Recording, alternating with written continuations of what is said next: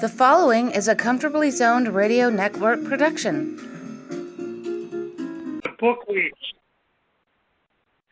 Welcome back to the Retro Rangers podcast. I'm your host, George Grimm, and I'm very pleased to welcome my good old friend, Mike Cosby from the iconic Cosby Sporting Goods Company. Welcome to the show, Mike. Well, glad to be here, George. Okay, I'm sitting here with my old school gray Cosby's T-shirt on, and I'm just thinking about how many of my my hockey memories are centered around that store, and how long I've been going to that store. I mean, I met my first hockey player there, Jim Nielsen. I later met Muzz Patrick and Johnny Wilson, and even met downtown Julie Brown from MTV in the store. Mike gave me my first interview for a job more than 55 years ago, because I was either 14 or 15. And then when I was doing Sportstat, he bought an ad which really gave the newsletter some credibility. And it's really been a long friendship and a good friendship. And I'm really happy to have you here, Mike. Well, thank you very much, George. Lots of fond memories. For me, I remember at the Old Garden in the late 50s when you first came in the store, and unfortunately I didn't have a position for you at that time, but you've been a great friend ever since, and I think you wrote a book, Guardians of the Goal, that we had an autograph session in the store at the new Madison Square Garden. Yeah, we had one for the first book too, the Emil Francis book. We did Everything But Win, and that was a real big thrill for me, because I actually got to stand behind the counter at Cosby's, and it was a dream come true, and I enjoyed it. So, Mike, how about your father's hockey career? Why don't you tell us about how your father got into the hockey business? Well, my father was born in Boston, Massachusetts. Parents were from Ireland and moved to Boston. And he was born in 1909, and turns out he very good athlete. I mean, he was an office boy at the old Boston Arena, currently Matthews Arena, where Northeastern plays. And in 1928, the Boston Bruins, Tigers, maybe some other teams practiced there, and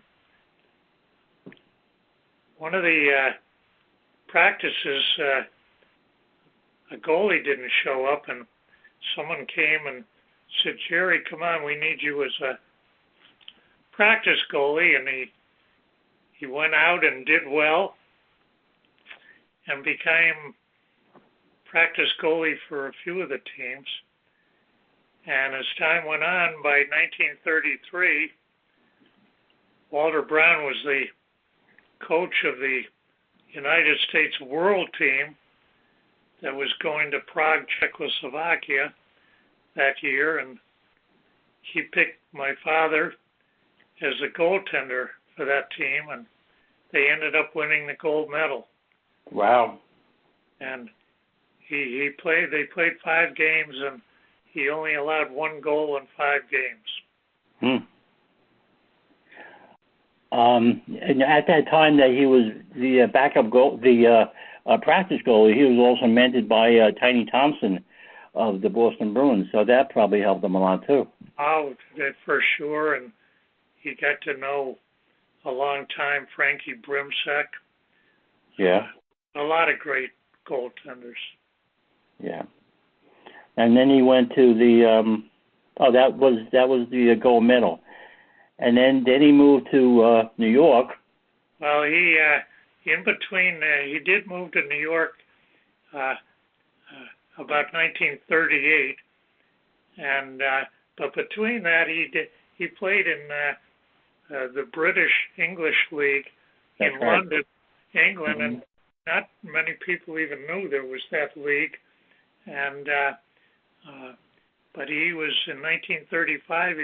He was the most valuable player of the English League, and he was then picked for the 1936 Olympics, but declined for personal reasons, which he later said was a big mistake. Right. And he did move to New York, and he ended up playing for the New York, and also was the practice goalie for the New York Rangers. In fact, in 1940, when they won the Stanley Cup, he was the practice goalie. Wow. That's something. Now, around that time, he was also playing for the New York Rovers too, right? Right? He was their backup goalie. Tom Lockhart was the president of the Eastern League at that time, and also president of the Rovers. Right. And he all of a sudden asked my father, he said, "Jerry, we need some hockey sticks." Yeah. I don't know why he thought my father. And my father went out and he found a company in Pennsylvania called the Lovin Manufacturing Company, and for whatever reason they made hockey sticks, but they also made washing machine parts. I don't know how those connect, but my father got 6 dozen sticks, and all of a sudden Lockhart said, "Now we need 12 dozen." Okay. One thing led to the other, and in 1930 to 39, Jerry Cosby and Company was founded. Okay. Now that was in his living room, right? Well, actually, it was in a small brownstone near New York Hospital, the current New York Hospital on York Avenue. Okay.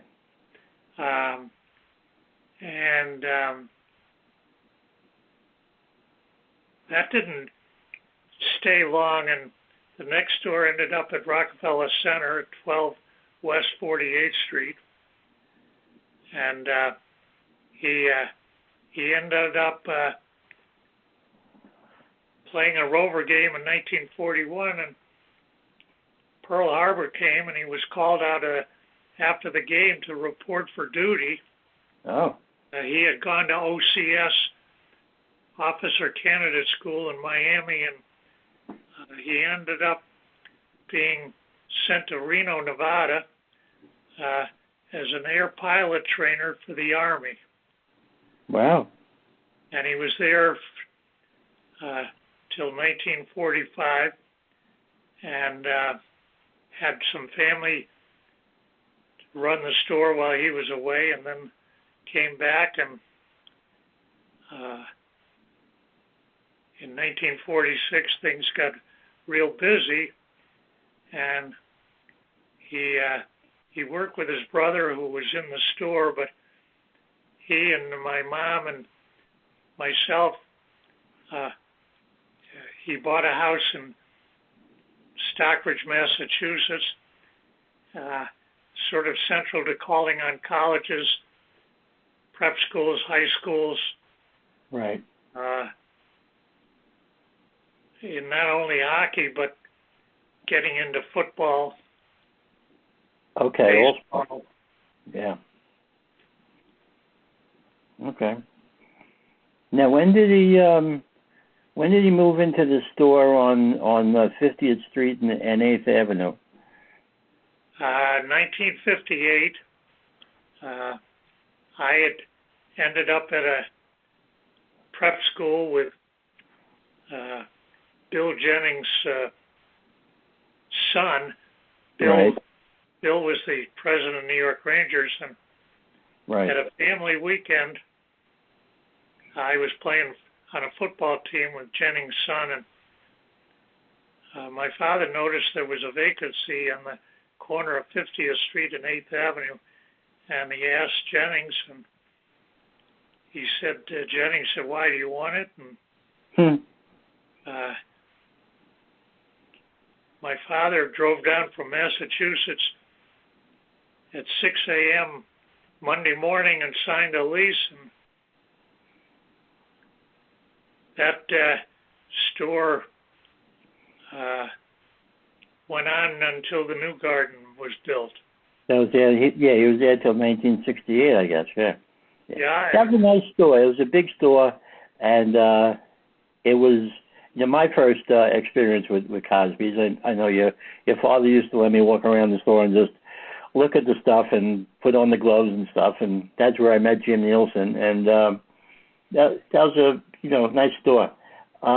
What about the cigar store Indian?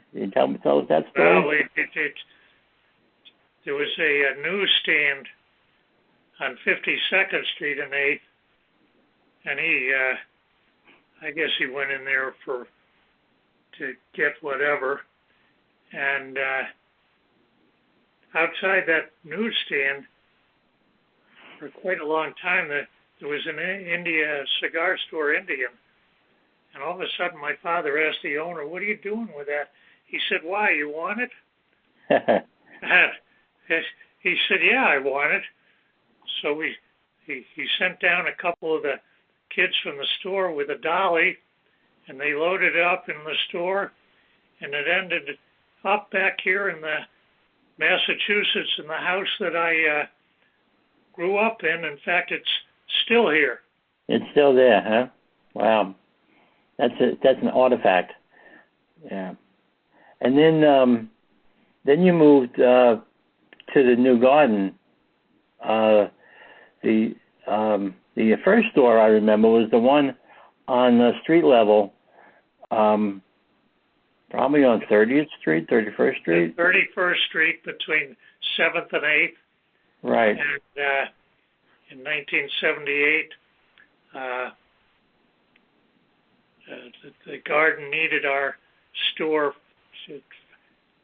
for some reason, but there was a location in the lobby that had become empty, and they gave us that, and it was right in the lobby when you walk off 7th Avenue towards the lobby of the garden. You had to go by it, and turned out to be a meeting place before Ranger games and Knick games, and quite a spot. I might say we had a lot of people, interesting people that I met. And yeah, well, for all those years that you were there anyway, I don't think anyone thought a trip to Madison Square Garden was complete until they stopped in Cosby's. I mean, that was the place to go, the place to just look around to see what was available, And well, I was very blessed, George, to be in that store, and my father was there a fair amount of time, but he also was traveling, calling on accounts in New England and Upper New York State, and even took a 3-month trip every year all throughout the South and even into Texas and Oklahoma selling football equipment. Oh. But I sure loved being connected with the Rangers, and we supplied the Rangers with all their equipment. Yeah. And the Knicks. All right. Now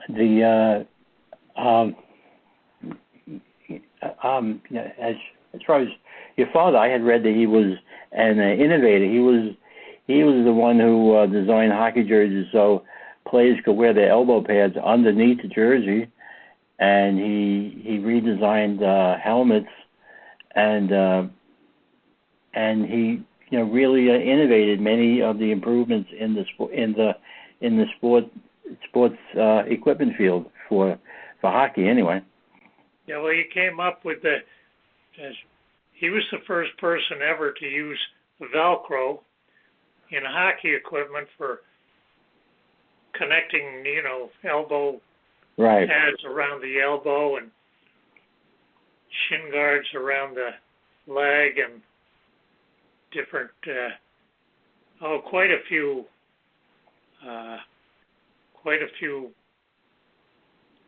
new ideas. Right, innovations. And he put different padding in the helmets and the suspension.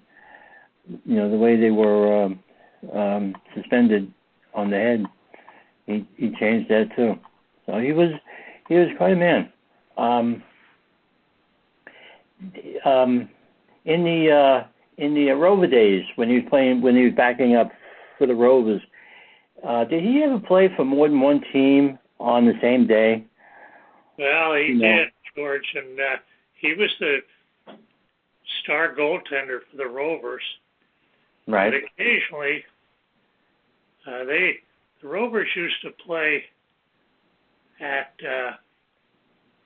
3:30, I believe, in the afternoon. There was a Met League that played at 12:30. The Rovers at 3:30, and the Rangers would play later on. I forget if it was 7 or may have been a little later. But yeah. After the Rover game one day, Tom Lockhart said, Jerry, the Washington, same league as the Rovers, they don't have a goalie tonight down in Washington. Get on that plane, that train here, and get down to the Uline Arena. Yeah. So he played for the Rovers in the afternoon, and can't think of the Washington's nickname. I think they were the Lions. I think they're the Washington Lions. Could be. And he even played a couple of down games in Baltimore. Wow. Yeah, because a few weeks ago in the hockey news, Stan Frischler wrote about a Ranger goalie named Lorne Anderson who played for the Rovers in the afternoon, and that night he played for the Rangers. So he played 2 games in one day. And I asked Stan if I was correct in thinking that Jerry did the same thing, and now you confirmed it for me. Because I thought I had read that he did something like that. So, but that's how those leagues worked back then, I guess. Well, they were sort of struggling to get along and make a go of it and everything, but it turned out that the Rovers, I think, went along for a while, and there was the Long Island Ducks. And Right. I vaguely remember seeing write-ups in the Ranger program about the Rovers in the 60s, the early 60s, so I really can't tell you much about them, but they were part of the hockey legacy in Madison Square Garden. What about the store on 50th Street? Did the players come down there often? Well, it turns out that for whatever reason, the garden on 50th Street and 8th Avenue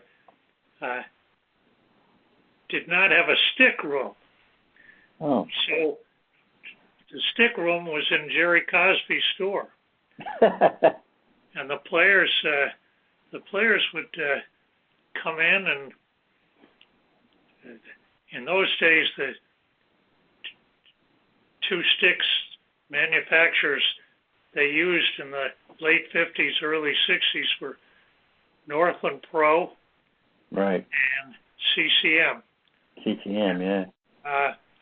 They'd come in and pick their sticks out, and whatever the players would reject some of them. Yeah. And then they would go out for sale in the store, much to the delight of kids from all over the metropolitan area, from Long Island, from the 5 boroughs, Connecticut, New Jersey. Yeah. When I was growing up, I remember you had a stick called the Cosby Scoop. It had a real big curve on it, and it was only a couple bucks, and it lasted a long time. So we used to buy them to play street hockey with.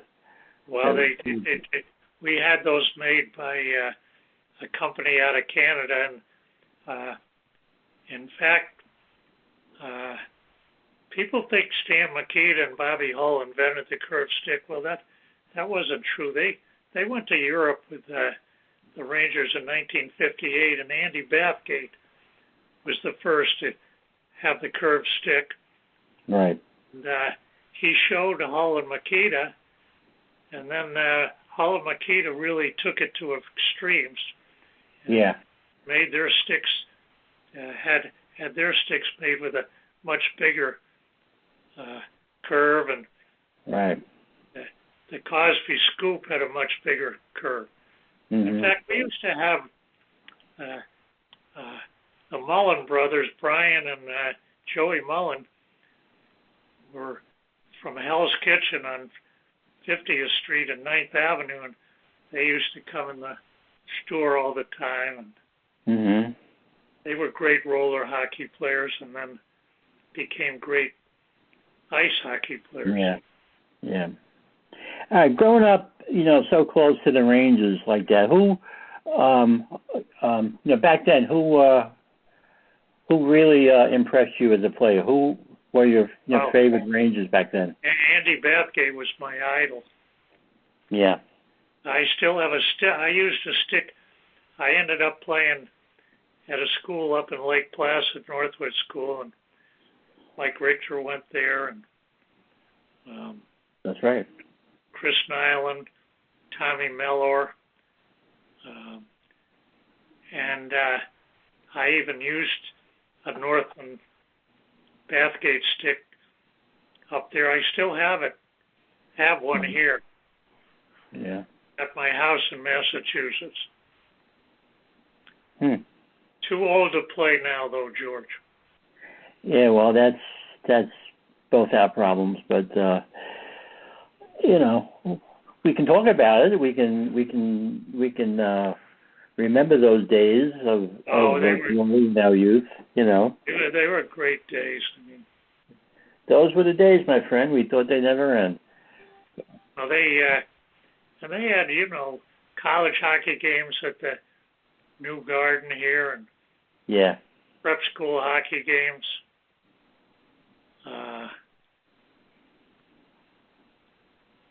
I don't know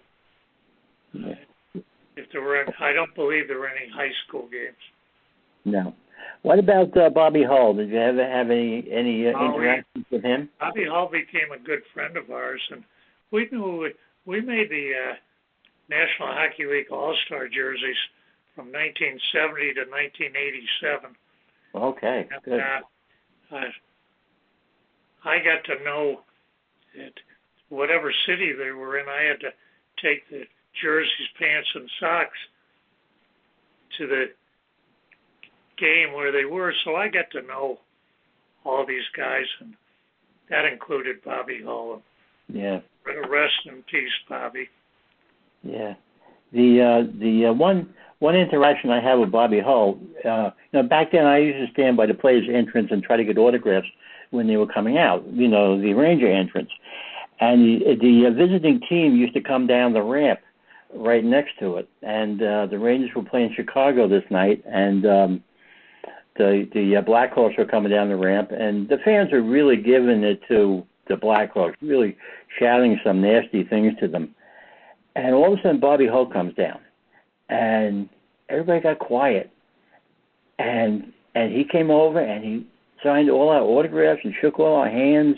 Just a classy guy, and everybody respected him. I mean, you couldn't say anything about Bobby Hull, So He was a great ambassador great for the player, game. great guy, and in fact, George, I went to a Saturday afternoon game at the Garden Rangers and Hawks, and I'm standing at the end corner, and there wasn't with my father up on there. They had a little bit of a few steps there, and I had a heavy tweed top coat on and a blazer underneath, and he took a shot and it hit me in the arm, and I said, "Oh man!" And it stung, and I took my coats off and looked at my arm, and I'll be darned if I didn't get cut through all that. So everyone knew how hard he shot, and that confirmed it. Mm-hmm. Tell us about the time that the Rangers ran out of pucks. Well, this is at the Old Garden, right? In the around 1967, and I think it was the Pat Doyle. Pat Doyle was the PA announcer. It came over. Well, Mr. Jerry Cosby, please report to the Ranger locker room. So we went down, and Frank Pace, the equipment man trainer, said to my father, "Jerry, we're out of pucks." And fortunately, we kept them. The store was right there on the corner of 50th, and my father ran down and got another case of pucks, and he said, "Frank, can you imagine running out of pucks? Ask all the fans in the stands to have to throw their pucks back on the ice." Throw them back in, yeah. Excuse me, we need your pucks back. So yeah, that would be the Rangers. Yeah, my father used to sit up in the stands with Muzz Patrick a lot, and when they played the Bruins, Lynn Patrick would sit with them up there. And I remember in the store that was on 31st Street, I saw Muzz Patrick, and he was talking to somebody. So I asked your father, who's he talking to? And that turned out to be one of the other players of that era, Johnny Wilson. So, sure. And, I went up to him, I shook his hand, and he really seemed happy that someone recognized him, and he was, very nice,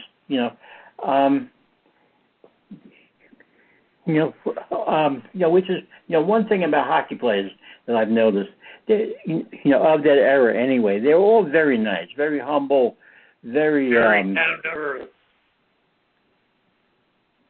Very down to earth, George. I think I'd have to say of the four major sports, they were the most humble, down to earth individuals. Right. Yeah, when I was writing the Emil Francis book, I called these guys, and I was able to talk to the Rangers that I grew up watching, and they were all very nice. They all, answered my questions and then some. They just didn't say yes or no. They all gave me more details than I asked for, and it was really nice of them, and it really made me appreciate the kind of people they are. Well, absolutely. And that one interesting story was we sold a lot of athletic shoes from a company called Rydell. Yeah, I remember them. They're out of Chicago, and they made football and baseball shoes. So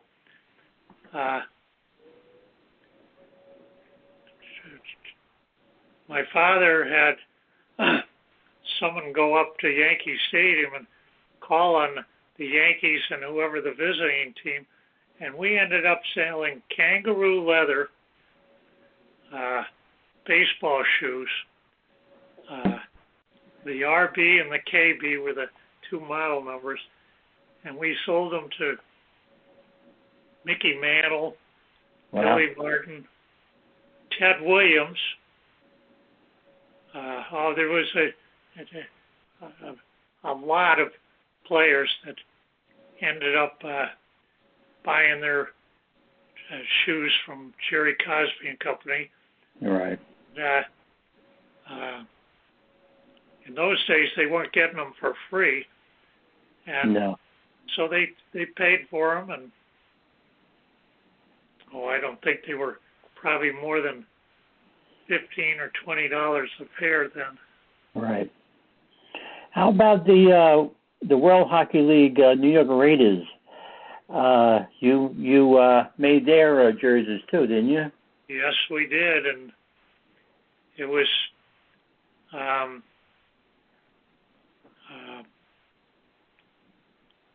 that World Hockey League. We made jerseys for the Raiders, New England Whalers. Mm-hmm. I think were the two, but they struggled badly in it. The league was what it was, and Yeah. I think we finally got paid, but it took us a while. What about the Golden Blade jersey? Did you make them or? Yeah, we made those too. Wow. Okay. And we also made the referee jerseys for the World Hockey.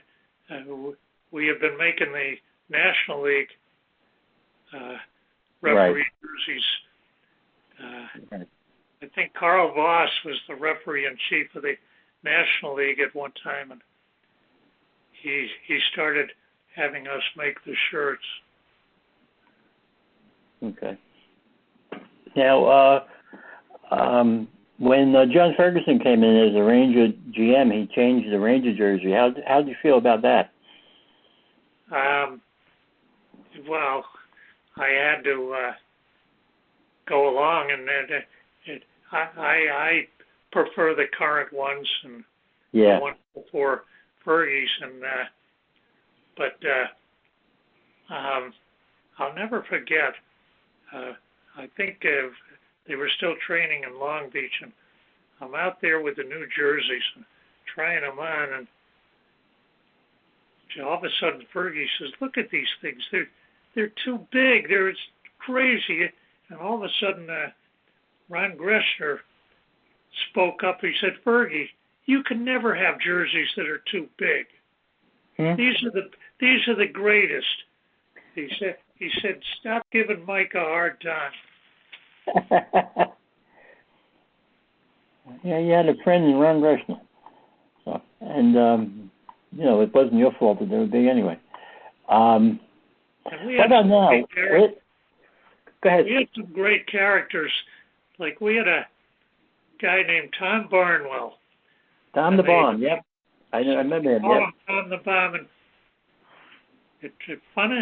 funny enough, Tom's best friend, he worked in the mailroom at the Garden. Tom's best friend in hockey back then was John Ferguson. Oh.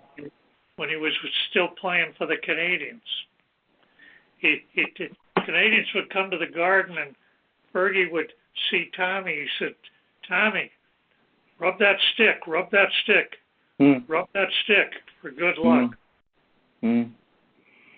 Well, there's a Tom the Bomb story that one of his jobs after the game was to put cans of beer into the players' travel bags for the ride on the bus, And this one night he put a couple cans of beer in the team's coaches' bags too, and he got in trouble for that.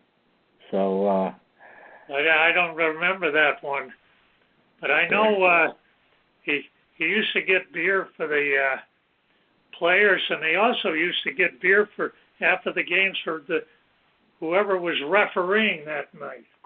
Okay.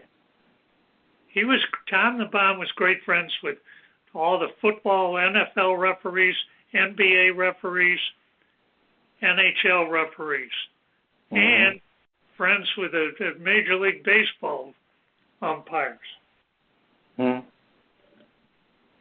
He's a friend to all. Yeah. Joe West was a great National League umpire. Right. And I went to in 1986, I think I went to a Met game, and I was sitting in the first row, and Joe West came over to knock his cleats against the wall there, and I said to him, "Tom the Bomb says hello." He turned around and walked a few feet, and he turned around and cracked up laughing. Yeah. Yeah, Tom was known to a lot of people, yeah. Well, he did rest in peace. Tommy was he was a wonderful person. Yeah. Heart of gold.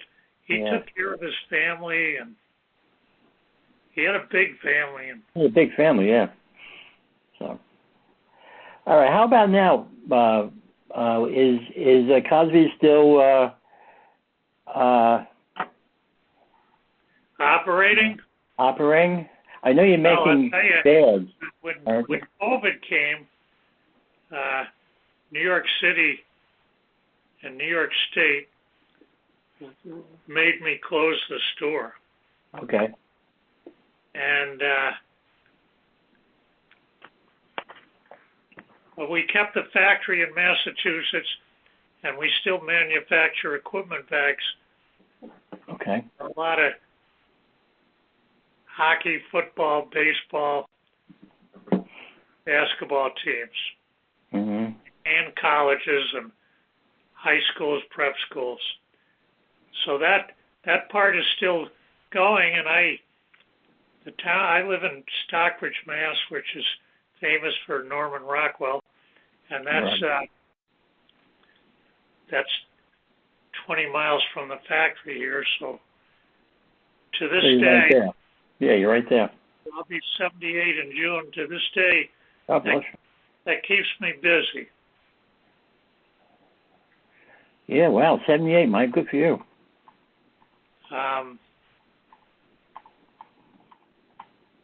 Yeah, if anyone ever needs anything in the bag industry, there's phone number 1-800-548-4003.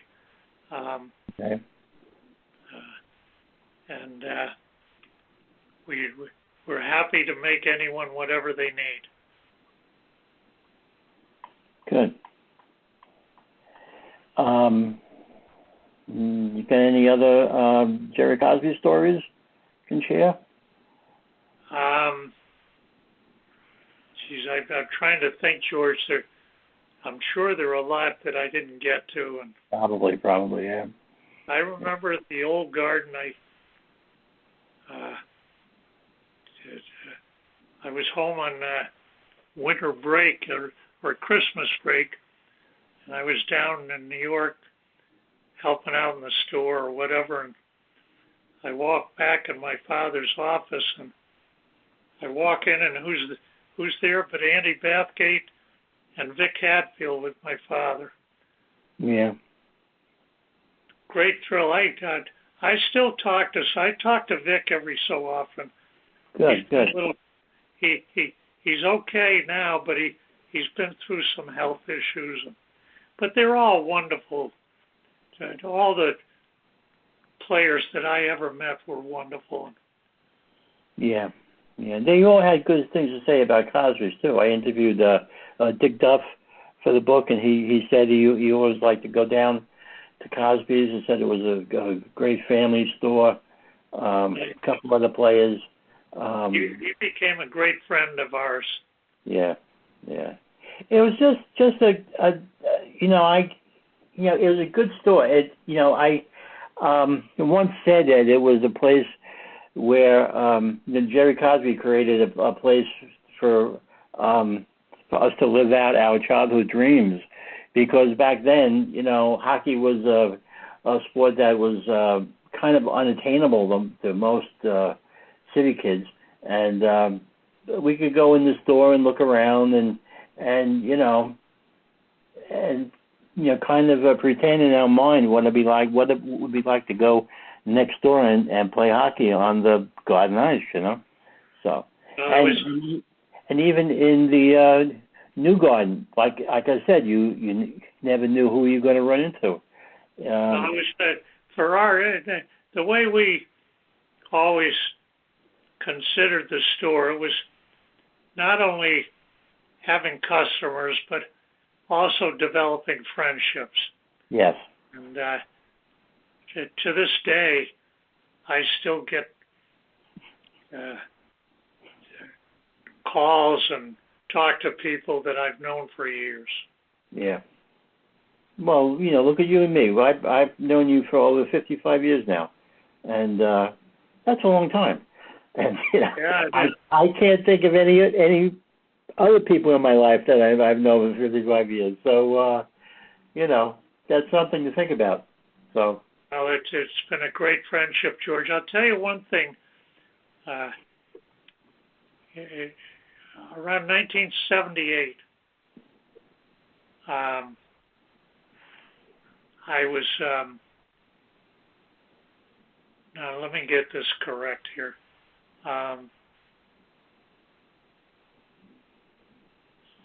76. I'm at the store on the street level at 31st Street. Right. And we closed at 8 o'clock, but I always used to walk out. I'd leave by 8:15, walk out, and I'd always look down both ways. And J.C. Penney used to walk a half a mile each way at his stores. Okay.